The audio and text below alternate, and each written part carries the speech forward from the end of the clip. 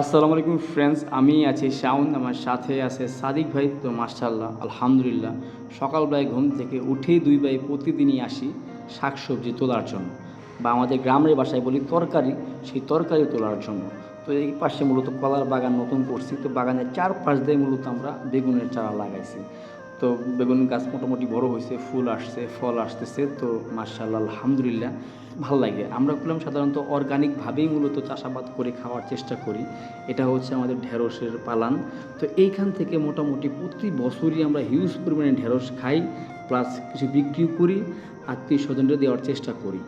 তো ভাই নিজের হাতে ঢেঁড়স তুলতেছে, আর ঢেঁড়স মানে যে সবজিটা প্রচণ্ড পরিমাণে আসে, হয়তোবা সকালবেলায় তুললাম আবার বিকালবেলায় বড় হয়ে যাচ্ছে। তো এটা হচ্ছে চেন্তন। তো প্রচণ্ড পরিমাণে চেন্তন আসা শুরু হইতেছে। তো আমরা বললাম সব ধরনের সবজি মোটামুটি আমরা বুনি।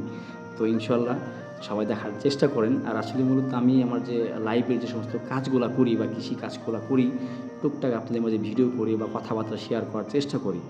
তো একসময় আমরা এই শাকসবজি কিনে খাইতাম, কিন্তু আমরা বর্তমানে বা আগে মানে প্রায় কিছু বছর যাবৎ মোটামুটি আমরা যখন কৃষিকাজ করতেছি, তখন থেকে মোটামুটি আমরা শাকসবজি থেকে শুরু করে A to Z সব কিছু আমরা চাষাবাদ করেই খাওয়ার চেষ্টা করি।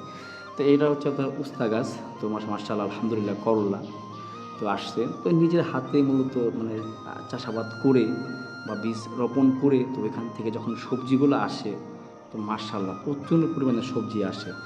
সবেমাত্র আসা শুরু হয়েছে। এটা হচ্ছে আপনার বটবডি গাছ, তো বটবডি আসতেছে।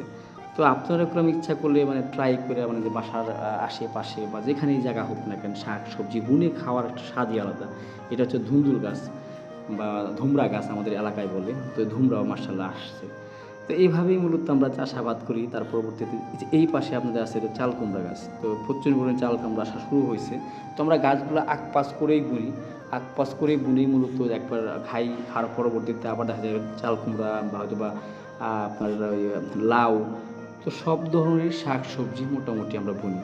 তো যে এই পাশে দেখাইছিলাম যে পিফির চারা লাগাইছিলাম, তো মাশাআল্লাহ আলহামদুলিল্লাহ চারপাশে সুন্দর করে পিফির চারা লাগানো হয়েছে। এখান থেকে মোটামুটি আমাদের সারা বছরই পিফি মানে এখান থেকে আসবে। তো পিপি কাঁচা হোক পাকা হোক খাওয়া যায়। মরিচ, তো মরিচ কিছু বুনছি, তো মরিচও মাশাআল্লাহ আলহামদুলিল্লাহ ভালো আসতেছে। আমরা করলাম মোটামুটি মাংস উৎপাদন করেই খাওয়ার চেষ্টা করি, বাসায় মুরগি পালন করে বা আমরা কবুতর পালন করি। কবুতর করলাম একটা লাভজনক একটা প্রাণী।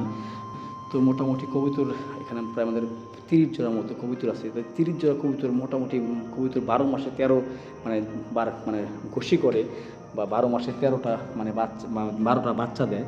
তো প্রচণ্ড পরিমাণে বাচ্চা হয়। এখান থেকে মোটামুটি আমাদের যে সারা বছরের যে মাংসের চাহিদা বা কবুতরের যে মাংসের চাহিদা এখান থেকে পূরণ হইতেছে। তো মাশাআল্লাহ আলহামদুলিল্লাহ জবাই শুরু করতেছি বিসমিল্লাহ করে। তো যে এইভাবেই মূলত আমরা যে কৃষিকাজ করি বা চাষাবাদ করি, চাষাবাদ করেই আপনাদের মাঝে আমার ফিলিংস বা কথাবার্তা শেয়ার করি। আপনারা একদম ইচ্ছা করলে সব ধরনের শাক সবজি থেকে শুরু করে ট্রাই করেন, ট্রাই করলেই ইনশাল্লাহ পারবেন।